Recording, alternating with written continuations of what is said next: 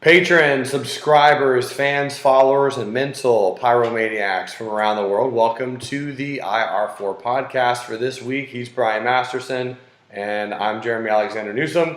And this week, we're chatting with Boris from Australia about his upcoming project, HODLbay, where we kind of discuss an online e-commerce kind of website that's really going to be blending a lot of different currencies, purchases, consumers, and merchants together. Pretty cool stuff. We're going to talk about that. Let's dive in.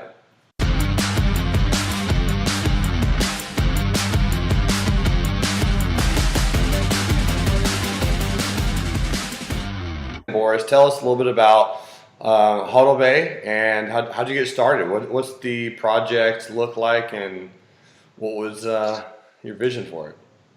Oh, look, I guess, I bought the HODLbay domain last year already. So it was already something that has been turning around in my mind, how we've got these great projects and great products, but how do we actually get people to start using it? Mm-hmm. There's a lot of e-commerce shops and you can integrate now, and you can accept cryptocurrencies. I guess what I was looking at is an easy way for people to get into cryptocurrencies without having to spend money. So it's nice and easy. They can, just like other auction sites, find some products around the house, and they can actually sell it for different types of cryptocurrencies or tokens. Interesting. So you see it kind of like as when you say sell things around the house, you mean more or less whatever they want, whatever kind of product? Anything. Wow. Anything. Yeah. And so it's set up for those people who actually can't access at the moment, and find a gateway into cryptocurrency, but also being mindful that there's a huge community already there, and it has to be able to service them as well. So I'm looking at a couple of different payment gateways. One that's very easy to get into for new people. Yeah. And then something that your more experienced crypto user can access the same site. So. Gotcha. What was your biggest challenge in getting this whole thing started? I think like everything, it's starting. Yeah. Right. And I think if that's a lesson for anyone, it is about, taking those ideas and taking it to the next level, which is to start. Mm-hmm. I think we're in a unique time in the blockchain space right now, where technology is starting to catch up. Programs and projects out there are really starting to look for ways for the mass to be able to connect in, and I think we're starting to see some really good payment gateways. So I think it's a perfect time for something like this. Absolutely. Did you have a business partner or anyone who helped you with the tech, or are you a tech specialist yourself with the website or with blockchain? I'm outsourcing nearly everything now. I've partnered with EBTC. Mm-hmm. Who have been fantastic in being able to provide support. Mm-hmm. I guess what I see in EBTC is, it's a project that there's a lot of integrity there. Mm-hmm. And we all have the same vision. How do we take this to the masses? So this has been I think it's a really good project for us to do together with EBTC, and they've got a global team, so there's a lot of resources there that have come in very useful. What is the actual domain? So it's www.hodlbay.com. Is it HODYL? HODL? HODLbay. Did I spell that right? Yeah, I think so. Yeah. So obviously we're in Alpha at the moment. Everything's being transferred to the main site now. So if you go in right now, you won't see anything. Mm-hmm. It'll just be a park domain. Everything's happening behind the scenes. Mm. And I think we are in a really good state right now where we're at testing phase, so it's getting exciting. So did you guys raise any type of capital to build this? No, we didn't. No, so I've contributed myself, and there's been a few other investors who have put in some money as well. I guess for me, looking at the crazy world we've had over the last 6-7 months with capital raising and ICOs, I've tried to stay away from that. Mm-hmm. Right. And I guess, you know, when I look at EBTC and the EBTC community and what they're being able to provide has been fantastic. And so that will be a nice balance for us, because anyone who uses EBTC on the HODLbay site will get quite a significant reduction in fees. And so that's a nice little partnership we've got going. Sure. Yeah. So tell us about that fee structure. What does it look like? Why should someone use HODLbay versus another site? Firstly, I don't know if there is an auction site out there right now that is targeted at new people coming into space. Mm-hmm. That you can access, you know, a lot of the major cryptocurrencies and use a lot of the major cryptocurrencies. So I think we're quite special in that way still. I guess my driving force has always been how do you get people who have no idea when it comes to blockchain or cryptocurrency? Mm-hmm. How do you actually get them to come on board? And I couldn't see an easier way than this. Yeah, I love it. So tell us a little bit about the auction site. What would you compare it to now? Would it be closer to an eBay or closer to like a bzid.com? So it's a very traditional look. We want to go for something that is quite user friendly, that you know what you're doing. It's not going to be very hard to figure out what needs to be done to purchase something. That had to be like that. If we make it too complicated for the average person that come on board, they just won't come. Right. So the actual look and layout will look a lot like a traditional auction site. You will start noticing the difference when we.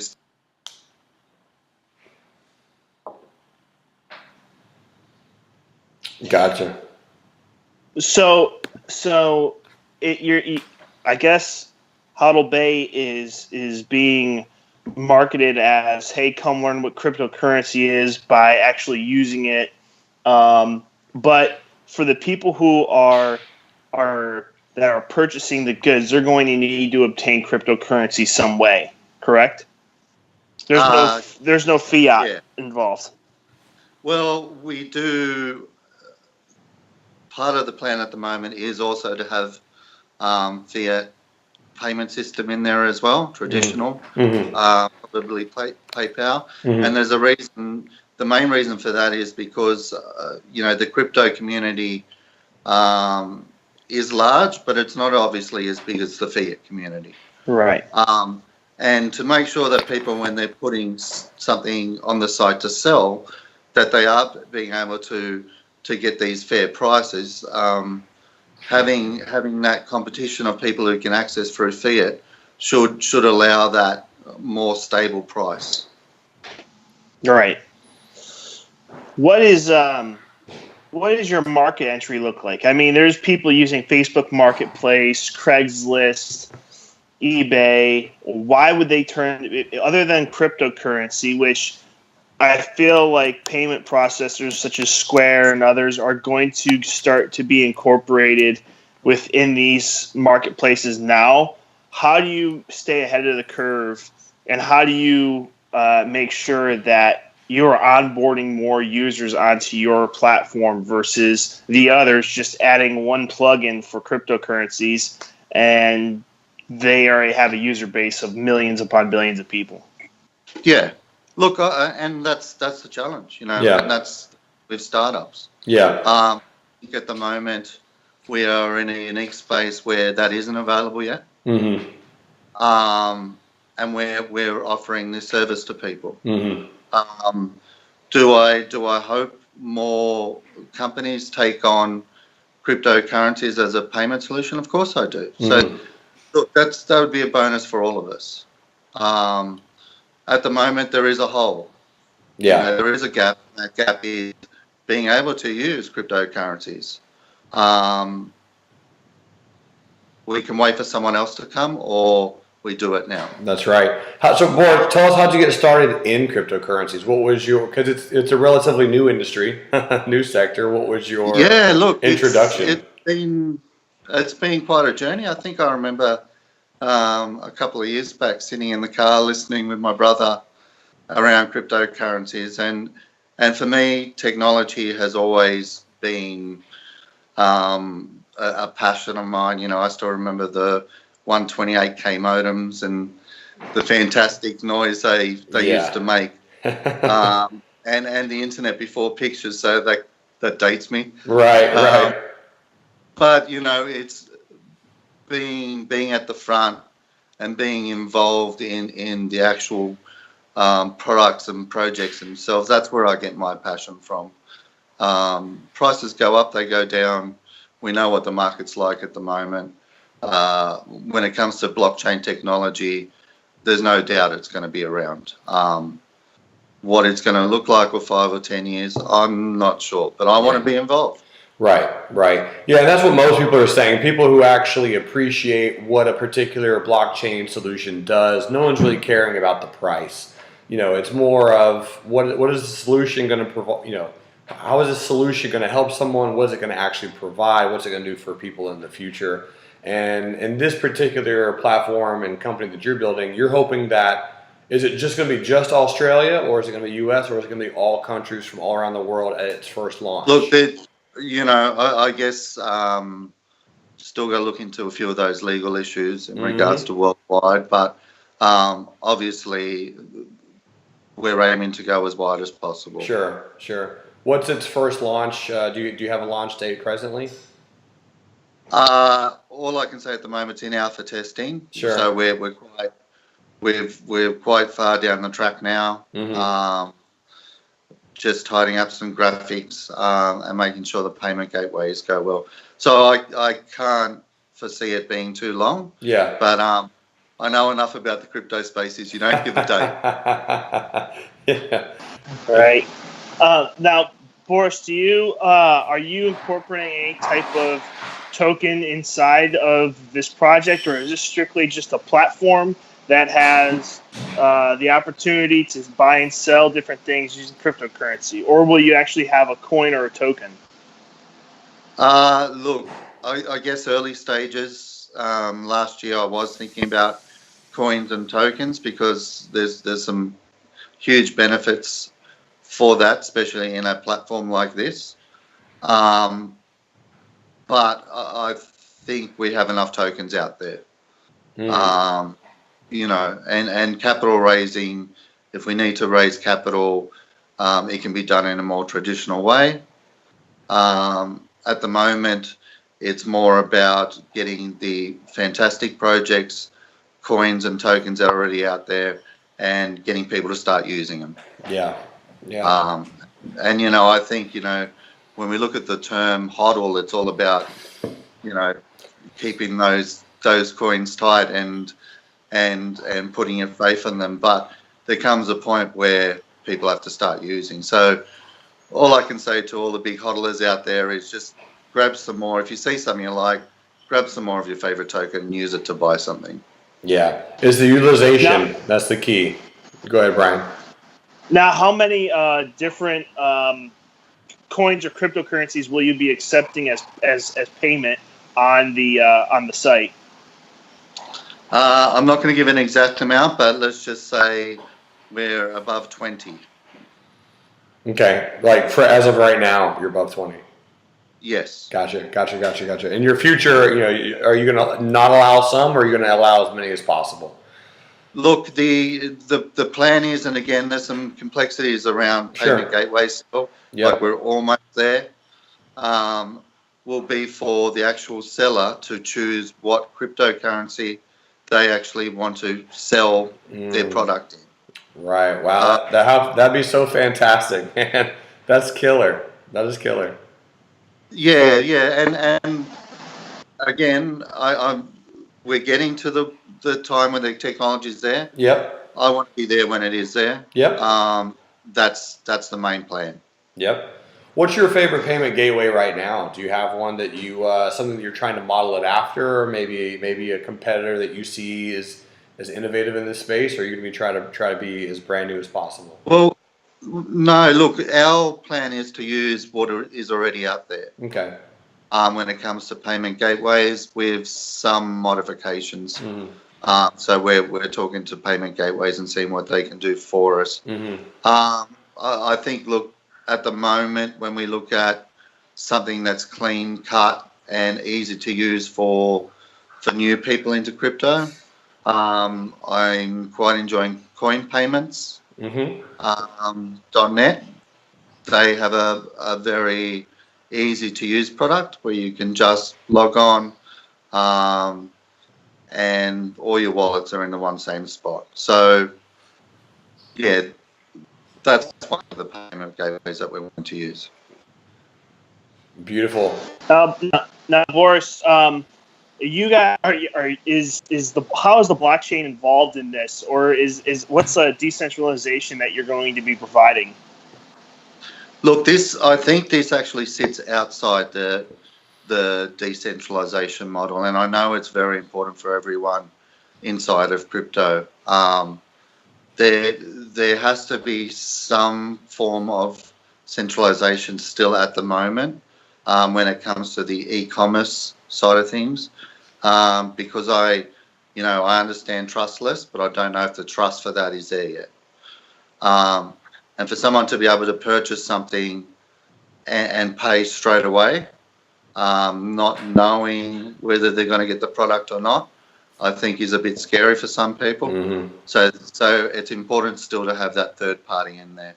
I have been talking to a project in regards to a more decentralized or a hybrid model, but we're still in conversations at the moment around that. Wow, that's interesting. Okay, very cool. Well, can you let us know, as far as you living in Australia, how is the cryptocurrency community in that part of the world? Is it better than America? Is it something that people are really opening up for? Look, I think there's a community everywhere around the world, and it's about tapping into that community and like-minded people. Last week I went to, it was a innovation event, and it had Power Ledger. I'm not sure if you're aware of Power Ledger, Shareling, and Horizon State, which are three very interesting Australian projects. So I think there's a community to tap into if you're willing to, and you're willing to search that out. Right. For sure. So let's talk a little bit about more diving into HODLbay just for a moment. What's your current process or your current plan for shipping? So, for example, let's say that transaction gets processed. Is it up to the seller to actually ship, and do they pay, or is that built into the price? And can they use whatever they want for shipping? So I guess there are bigger e-commerce sites out there that are better resourced and probably have features where you can actually probably really nut down what the shipping costs were going to be. This is more simple, where at this stage the seller will actually just put in a price they want for shipping. So it's a lot simpler, and it's going to take the seller, they're going to have to try to work out their own prices for shipping. But yeah, that's the way we're going to go at this stage. Sure. No, totally makes sense. And what about like profiles and ratings for buyers and sellers? Will you have that as well? Yeah. Again, when something first launches, it's going to take a while for all of that to build up. Yeah. Um, and so, I guess we're looking at an escrow service to start off, just to get that trust up for people. So, payment can be released once the product arrives, if that's the way the seller chooses to go about it. What are videos or just images going to be initial as far as like product descriptions, or is it going to be both? I think at the moment, at the start, we'll be just going pictures.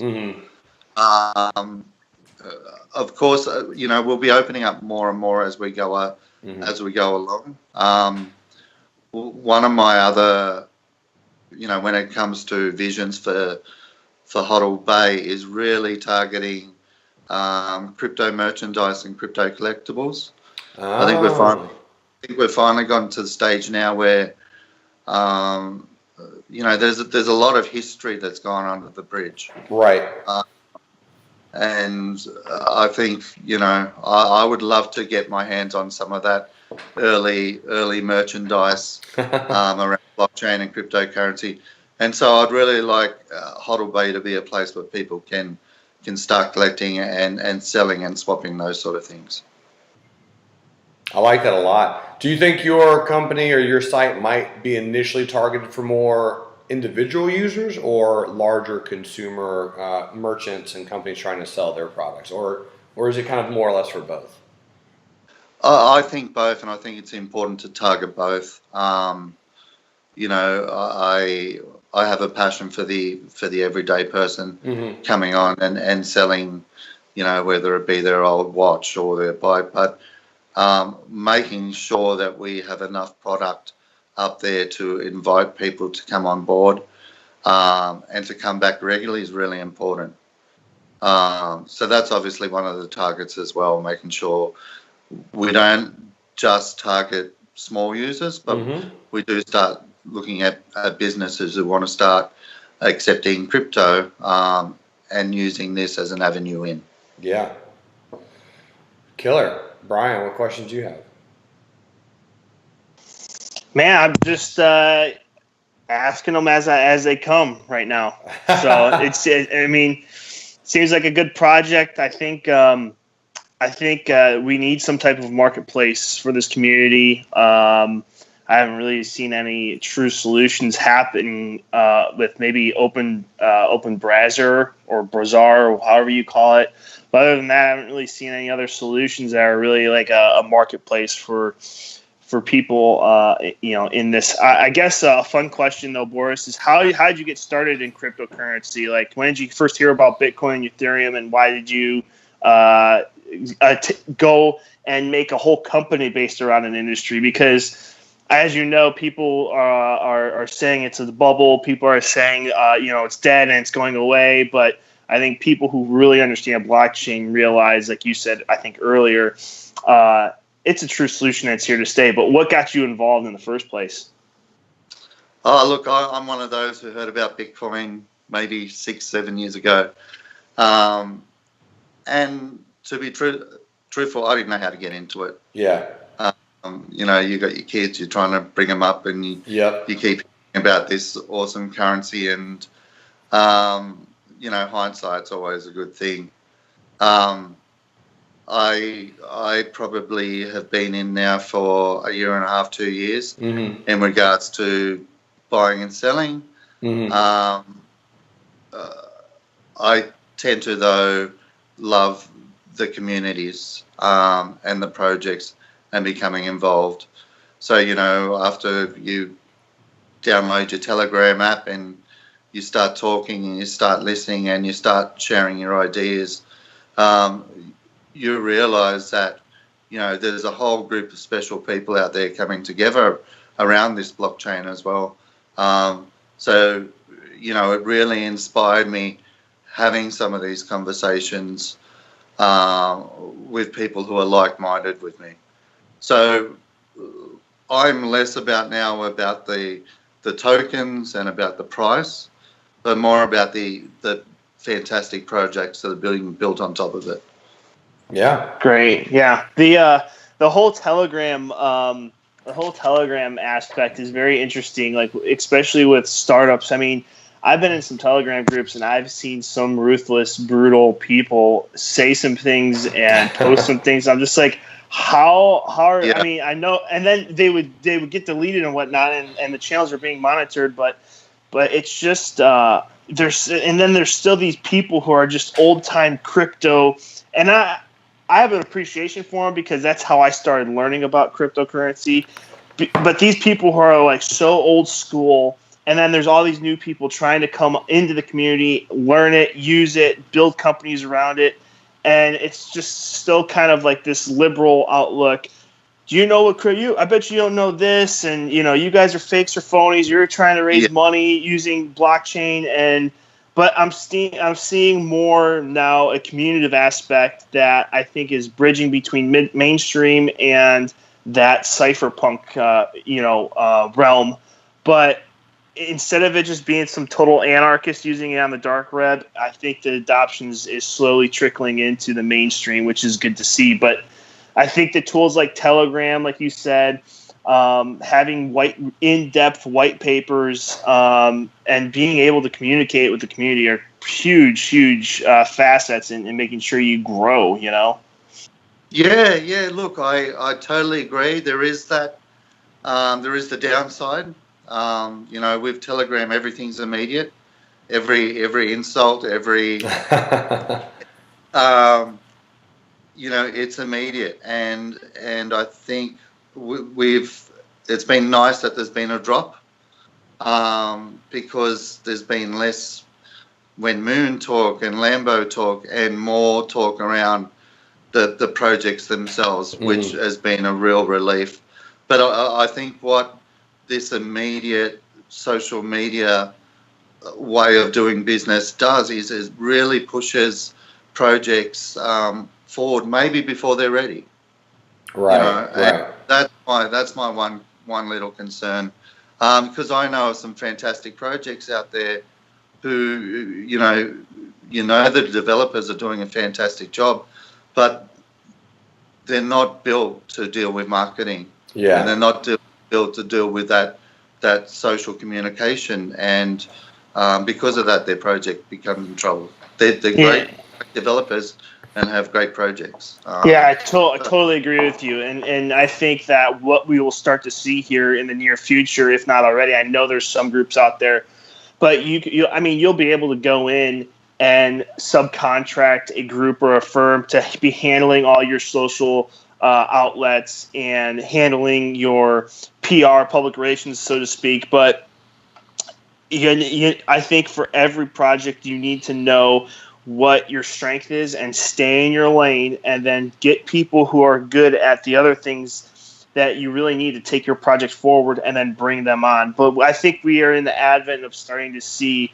uh, public relation blockchain firms, excuse me, social media type of groups that can run all your things. But yeah, I think it's an exciting time, and the fact that you guys aren't doing any type of ICO, you guys won't have a token. You're one of the few, I think, centralized solutions that are coming into this space, and I think more of those are going to be needed for onboarding. Just to teach someone what a cryptocurrency is, how to use it, what a wallet is another step forward, and another person that learns what it is. So I think projects like yours are very important.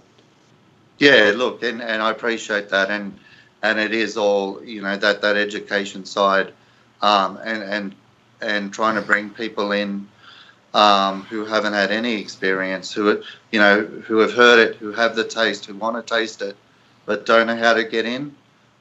That's where I see us. Yeah. Yeah, that's key. And you're mentioning, Boris, some solutions or some projects that you really like a lot that might be struggling. Without maybe necessarily naming those, can you tell us 2 or 3 of your favorite projects, or something that you see on the horizon that you're really excited about, or that you're interested in, either the team or the project or the solution itself? Um, Look, of course, I'll start with EBTC. I have really enjoyed It's a new team at the moment, Mhm. and there's a lot of integrity there. And a lot of those things we were talking about on the social media and those pressures, there's a lot of control there not to react to those sort of things and to push the project beyond where it is at the moment.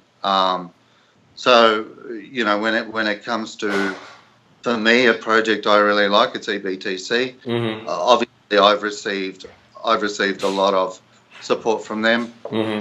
So I am going to like them, obviously. Yeah. Yeah. When it comes to another project I think is really interesting and is going under the radar is Chronology. Now they're developing conditional scheduling.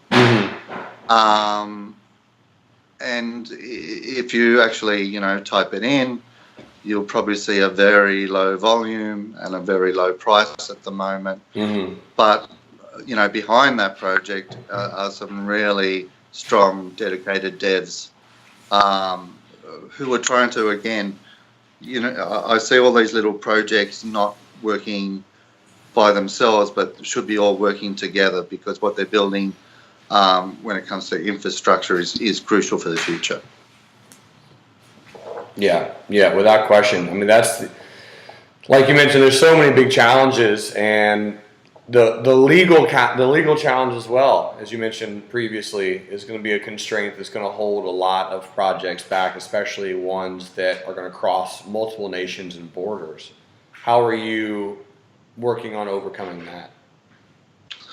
I think, like everyone else, that area is constantly changing. So to say that I think that I've got a grasp and handle of it, no, not completely. I don't think anyone does, and I think tomorrow will be different. What is important is to make sure that, you know, we are trying to follow all of legal issues that are being identified. It's important that we're able to show as a community that we're willing to work with the whole system. Of course, yeah, absolutely. Yeah, that's the thing, man. It's like, as long as we're compliant, we're saying, hey, we're trying, we're here, we're doing our best. Like, lead us in the direction, and we'll go that way. You're right. Yeah, that's super important. And you know, you have your blockchain products, and some of them, you know, are going to be there to, you know, they're going to make a significant change in people's lives. And then you've got your cryptocurrencies, and, you know, to be able to have a currency which you can send to any part of the world at the moment and can be used is quite a significant thing. And I think as a society, it's the first time we've had access to something like this, and there's some dangers. So we have to be on board with the regulators to make this work. Right. Yep. Absolutely key. Boris, man, will you promise to reach out to me when launch day is getting closer so that we can? Look, and maybe when it's up and running, I can do a little demo for you guys. Yeah, I'd love that because I think this is exciting, man. I'm glad you put this together. I know that it took hours and hours of work and research and writing and papers and emails and telegrams and discords. And it's still going. Yeah, it's still happening. Yeah, I know you've put in a lot of time in it, so I'm really excited to see this project, man. And I know that there's going to be a lot of people out there in the world that are excited about it. So thank you for spending time with us this morning. And for you in the night. Thanks for getting up a bit early for me as well. Yeah, hey, no worries at all, man. No worries. And thanks so much for your time, man. Have a great rest of your night and enjoy the rest of your week, bro. Great. Thanks, Jerry. Yep. Thanks, Brian. Yep. See ya. Thanks, Boris.